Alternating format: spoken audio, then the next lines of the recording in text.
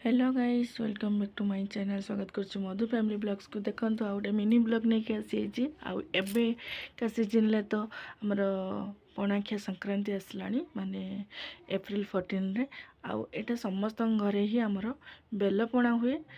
आपण मैंने निश्चिंत करेंगे कि खाई आगु किंतु आमे तो सब बड़े पाऊनु जिते बड़े मिलूँ माने तो हाथ छड़ा दबार नहीं। देखु मुझे जाइली मार्केट को देखिली जो सडन नहीं आसली आ गोटे बेल है आमर 40 टଙ୍କା। बेंगलोर सहर में 40 टଙ୍କା गोटे बेल।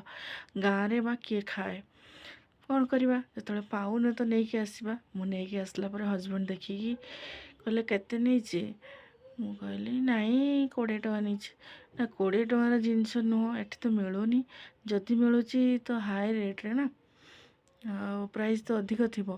मु कहली नाई नाई एटा 40 टଙ୍କା नहीं। सेठू कहले जे हाँ ठीक अच्छे नष्ट करनी बनईकी खावाई दब।